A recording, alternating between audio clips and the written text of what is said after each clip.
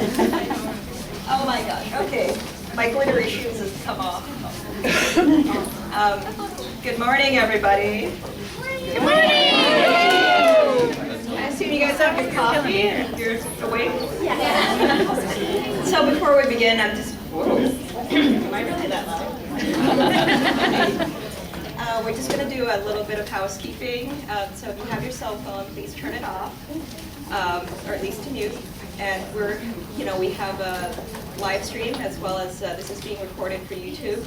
So we ask that you have cameras down throughout the event. You'll have an opportunity to come up and take pictures. Since it's being recorded, it might be a distraction to have a camera up in the audience. So please put them down. Also, there's an interview on Evening Magazine tonight on Channel 5 at 7:30 p.m. with Allison. And it's a little feature on our local station, and they're gonna put a little plug in for BlytheCon coming up on Saturday. So we're really excited about that. And also Abby Katzman over there. She's doing a documentary about Allison as well as Blythe, and she will be at BlytheCon with a couple of film crews, and they'll come up to you and ask you if you want to be interviewed, and feel free to participate if you like. And they're just here to sort of capture the excitement. I do need to. That's good. That's good. So. If you don't want to be on camera, run away. And also to sort of keep this going when you come up for autographs, we ask that you queue up in the middle and sort of down the middle, and then work your way around to that side of the room. And we just ask one article, one item per person per guest, just to keep it moving. And we hope to give everybody a chance for an autograph. Allison and Junko will also be at BlytheCon tomorrow briefly. Great. Thank you for coming. Thank you very much.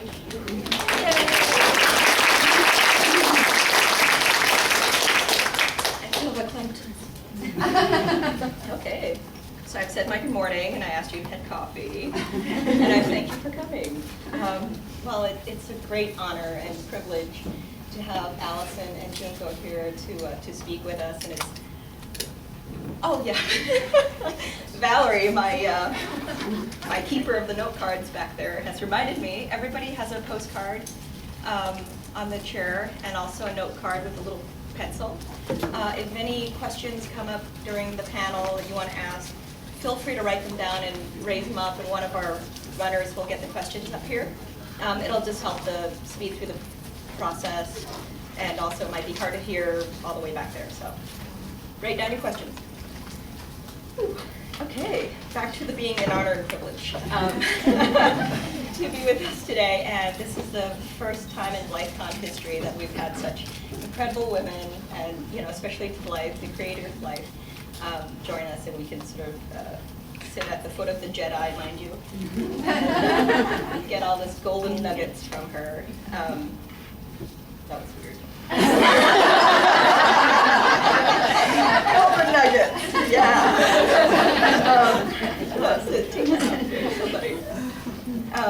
So I'll let them introduce themselves. This is Allison Katzman, and that's Junko. Allison? I'm Allison Katzman, and I did create Blythe. Hooray!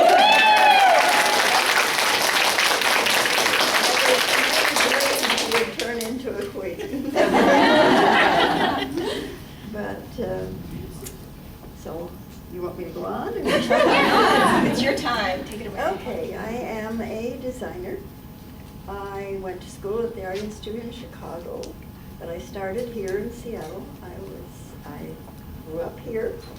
I went to Roosevelt High School, and then I went on to become an artist. I did not come back to live until 5 years ago, and now I'm a Seattleite again.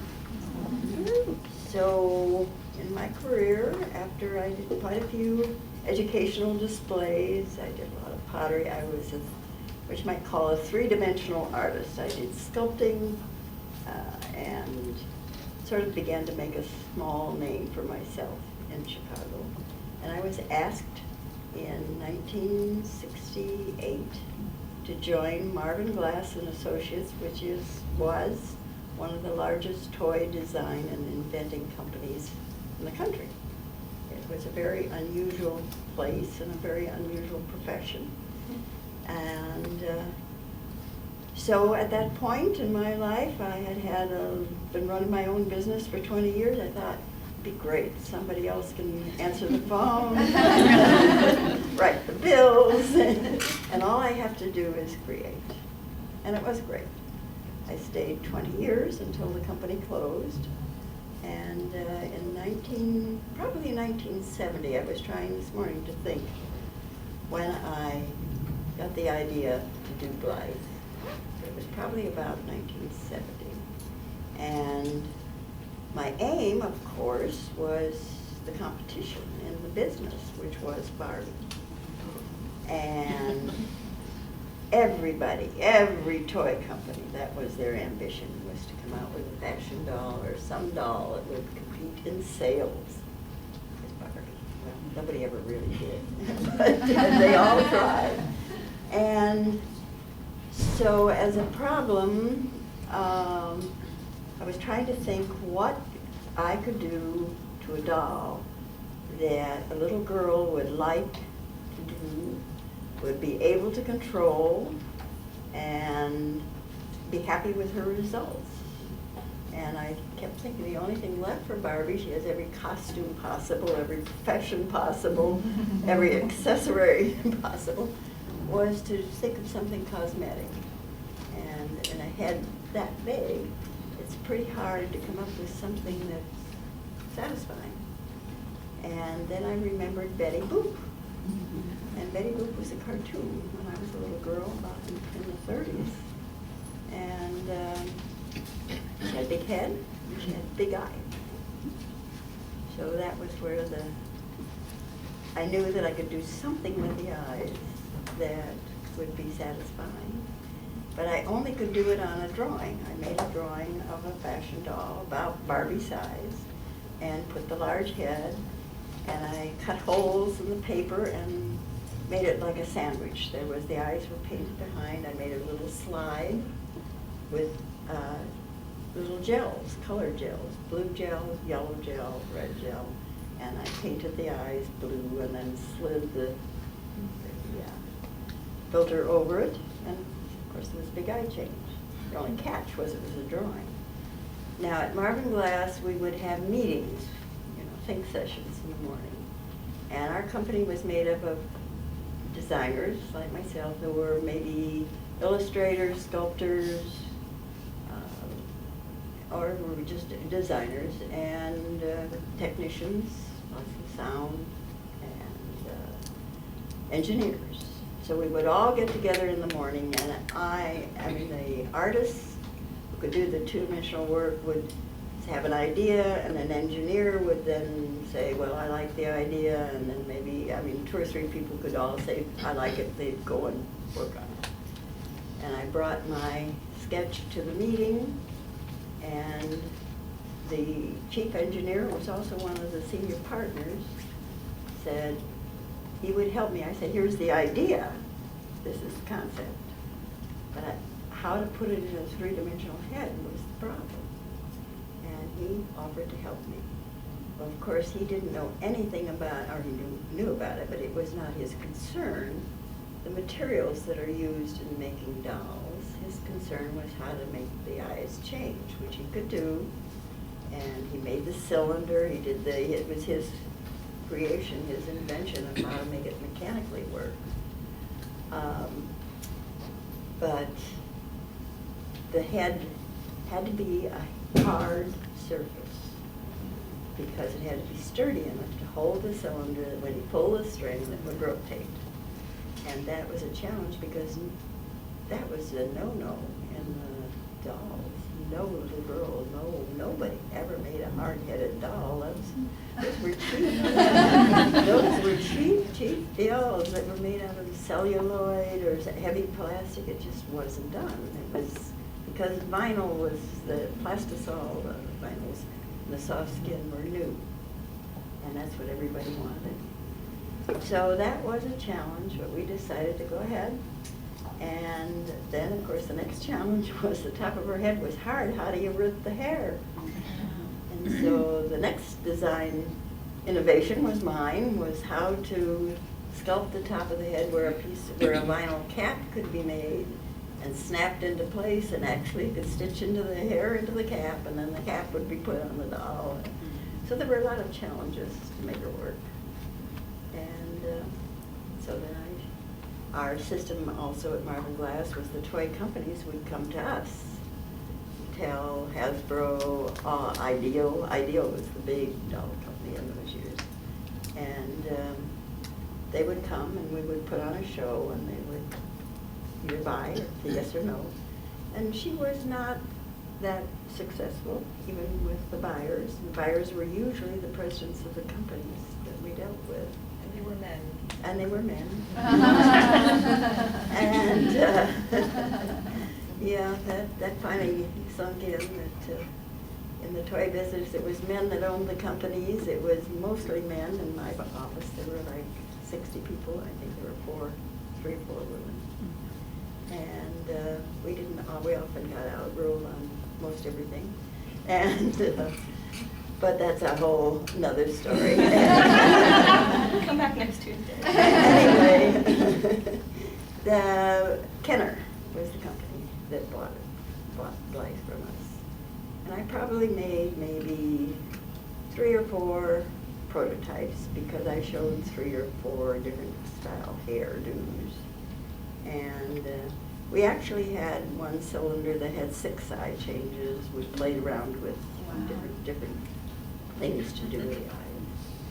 And then that was the end of that. I never thought of, a big part of my story, though, I keep getting, is that part of my influence that got me going on eyes in the first place was my older daughter, Melissa, who was in her teens, and she wore contacts. And when she was ordering a new pair of contacts, the doctor suggested, well, why don't we put a little tint in them? And so they got busy and did this, and they made a mistake in the lab. So the contacts were much, much too colored. And she put them on and came home just to show me that they had to reorder, of course, but they were beautiful. She was exquisite. She had light brown, very light hazel eyes, and these olive green contacts on top of it. Was just wonderful, and of course that's part of what got me. So that was really how Blythe was inspired, and how she got started. That's amazing. Thank you so much.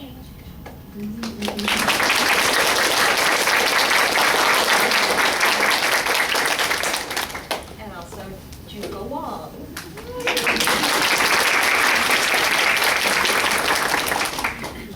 So I came way later. Way later.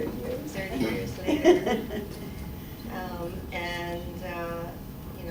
How I am, there's a book.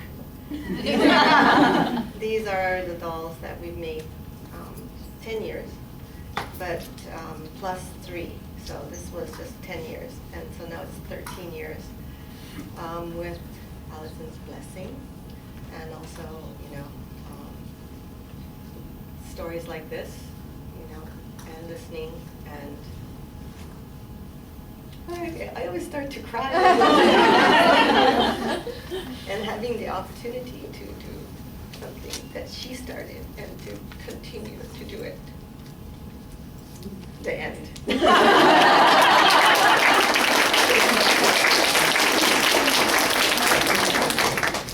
Well, how did you know that when Michael or Malcolm was looking for me when? Well, can I do a little intro? So we sort of jumped ahead into the whole intro to Blythe. So I was thinking about how to do this talk and how to give the history and origin of Blythe, and she has such a long history. It's hard to pick out exactly when, and even what Junko said, it's not one person. Oh, you're making me cry. It's not the work of one person. Even with the design team, there's a team, there's an engineer, there's lots of people behind her that made her real, you know, from conception to realization. And I think that's a lot in life too. It's that big projects like this, a lot of people come together to make it work. Hi, Junko, thank you. But no, so the story where it sort of, she fades off is, you know, after she was produced and sold, and then she was shelved, and then sort of there's a long, she was hibernating for a very long time. And then in 1997, Gina Garan, a New York photographer, I think a lot of us here know of her work, she would take Blythe, she was a friend of hers introduced her to Blythe, and she immediately fell in love, because the giant head, I mean, come on, who cannot love a giant head? A giant hard head, too, I think that's why we love her. She's hard-headed, she wants what she wants, I mean undressed. But Gina took her around, compiled photographs, you know, so she sort of kept a little bit of that Blythe spirit alive. And then, you know, for me, and I think for a lot of people out there, we don't understand how we get from sort of obscurity to a Japanese commercial for Parco, and sort of that part of the story. So would you like to enlighten us on the workings? Yeah. When I first laid my eyes on Blythe, it was a photograph that Gina had taken, and we had an office in New York City, which is part of our office in Tokyo, and it was 1999 December, and we had an exhibition at a sort of a store gallery called Zakka, which is a Japanese store in Chinatown. And one of the illustrators that we've been working with for a long time invited people, everyone who lived in New York, who was part of our group, invited people to come to the party, and Gina was invited, and she came. And when, you know, if you meet people for the first time, you always want to know what they do. And you know, so he introduced me to Gina, and I asked her what she does, and she told me, you know, she worked for a video company, and she has been taking pictures of a doll. And at that time, she pulled out a photograph from her purse. It was in a little small. It was like, you know, regular snap size, and it was in those folders that you get from pictures being printed that came. And she opened it, and I looked at it, and I thought, this is perfect for Japan. The Japanese sensibility, if they see her face, they will immediately fall in love, and they will be able to be inspired by it. There's many things I felt when I saw, and from there I kept in touch. And because of the work that we do in Japan, which is we're image makers for Japanese market for women back in those days, in the 20s to 30s. Now it's like 20 to 60. It's real, you know, just the range is more. And our client, we've been doing TV commercials and advertising for department stores for many years. I started my company in 1991, and I was freelance since '86. And so one of my colleagues there rose up in the ranks at Parco and became the head of the advertising department. We were colleagues, you know, and he said, there's a opportunity, you can you know, bid for a TV commercial coming up for December, for Christmas. So I said, well, I want to put in a bid for her. I want to put her and see if she can get a job, and here's my model. And then she was competing against a famous Japanese TV star, or movie star. And, but she got the job. And but we have to do everything. We have to do the live production, we have to do the scenario, we have to do the copy. The copy that I came up with was, have a Blythe Christmas. And they used it, and we because, budget is tight, try to do everything in-house. And even the narration was done by one of our illustrators. Oh. And it was really simply done. My husband Malcolm went to New York. And it was because they were cheaper than to do it in Japan. But the TV commercial was on for 2 weeks. And, but it's a TV commercial. It's simply animated, but, television is just phenomenal. It's just, everybody sees it. And we had calls. Parco was getting phone calls. Is that, where can I buy that doll? Where is it? And so Parco and we got together and said, well, I wanted to put in an exhibition for Gina because it's something I promised her I would do. That the photographs that I saw will be an exhibition in Japan. And so with that production or organizing that, at the same time the TV commercial is on, and then all these people calling.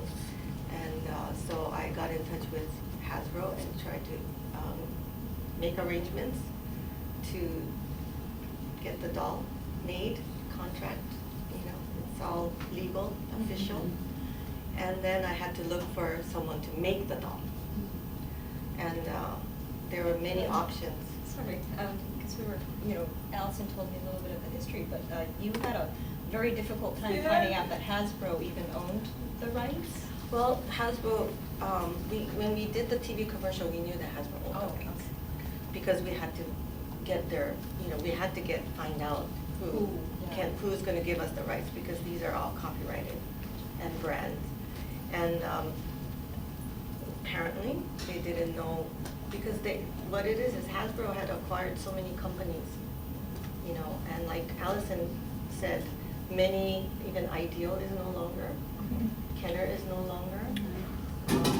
There's only how many? Well, actually only two. That's all.